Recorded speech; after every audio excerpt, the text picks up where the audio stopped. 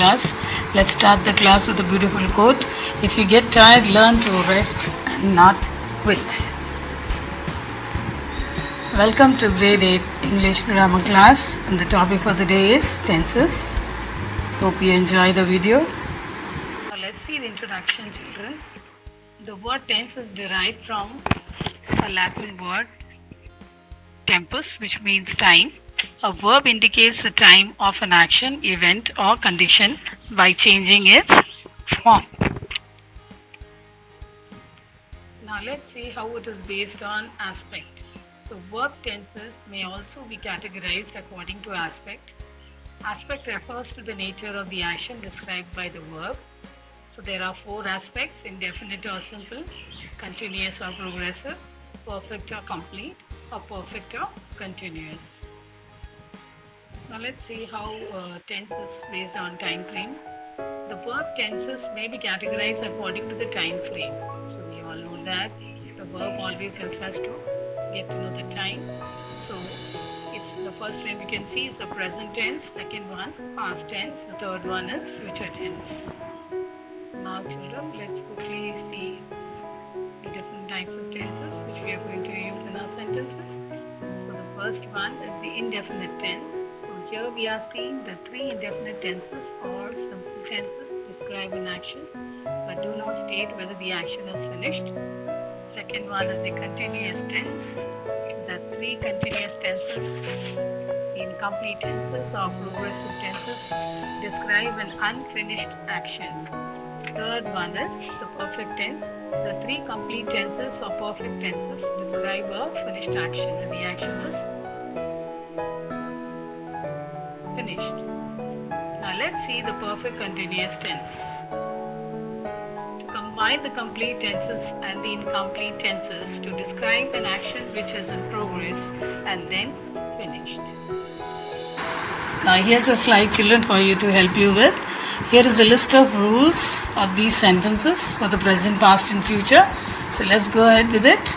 For the present simple forms, you can see the first form of the verb plus S/es form.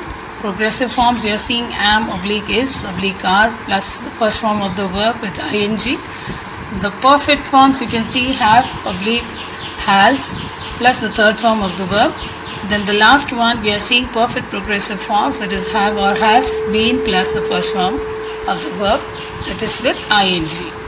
The past form of the verb we are seeing in the second columns. So the second form of the verb was/were, first form of the verb plus ing. For example, if it is play, so play is the first form of the verb plus the ing is a word which you have to show that it is in the past form.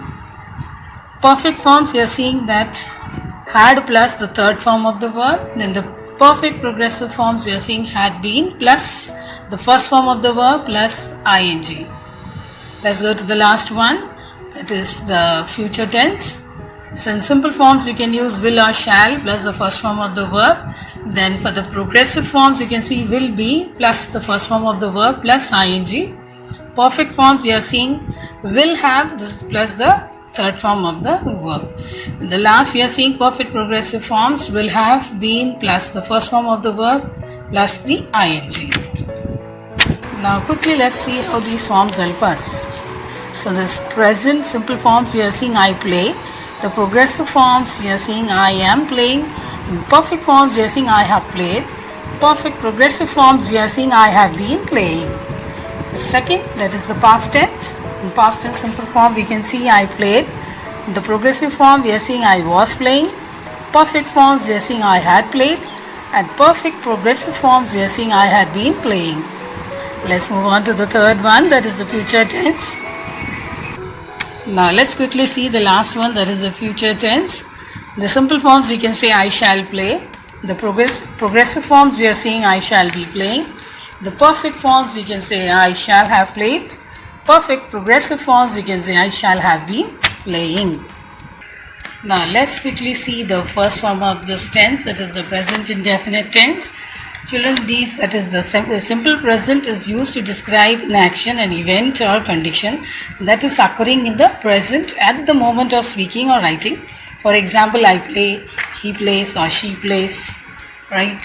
So actually it is denoting an action which is happening in the present time, or it is an habitual truth or historical truth or an eternal truth. I read a book, we read books, you read a book or books, he, she reads a book. All these are general sentences which can be said for thing which is happening now. Let's quickly move on to the second tense, that is the present continuous tense. The present continuous emphasizes the continuation, you can say over here continuing, or the continuation nature of an act, event or condition. For example, we can say that I am playing, he or she is playing, they are playing. Okay, it is generally used with an action where it is continued, the action is continuing or going on to be continued or in the near future. For example, like we can say I am reading a book, we are reading books, you are reading a book or you are reading books. The action is just continuing. Now let's quickly see the present perfect tense, that is, what is the meaning of present perfect tense? The present perfect tense is used to describe an action that began in the past and continues into the present or has just been completed. For example, I have played, he or she has played, we have played. We can say all these sentences which has been done, but its effect lasts for lasts. Its effect is lasting. For example, we can say I have done the work, we have done the work, you have done the work, they have just come, he has already finished his homework, I have often wished to learn music, we have discussed this proposal in detail, or such are the examples of present perfect tense. Now let's see the last one, the fourth type of tense in present tense. So it's the present perfect continuous tense. The present perfect continuous is used to describe an action, event or condition that has begun in the past and continues into the present. So it began in the past and it is still continuing in the present. For example, I or you have been playing, he or she has been playing. There are more examples like the formula if you are going to see subject plus has been or have been plus the verb plus ing form. Okay children, it is an action which already began at some particular time and it is in the past and it is still continuing. So that's what is present perfect continuous tense. Children, let's have a quick recap.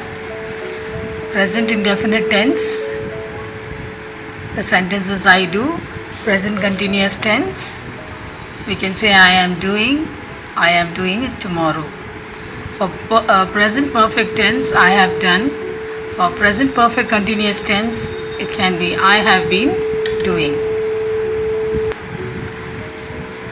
Now it's the answering time, children. Choose the present simple or present continuous form for the given sent words.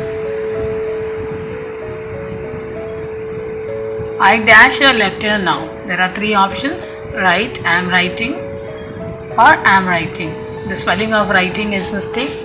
In one place you have to choose the correct word. Okay, so which one will be the correct answer here?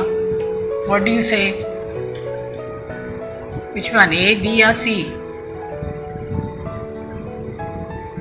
Yes, it is the second one, that is B, am writing.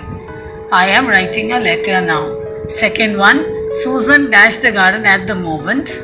The answer for the second one is digging. Yes, option C, is digging is the answer. Now third sentence, Jane dashed to bed at 10 o'clock on weekdays. What is the answer for the third one? Yes, the answer is answer A, that is goes. Now let's see the fourth one, I dash English. Three options are there again, A, B and C. Learn, am learning, am learning. Yes, it is learn, I learn English. Now the fifth sentence for you, we dash our friends very often, are seeing or see. What is the answer? C. The answer is C. Well, thank you children for watching the video.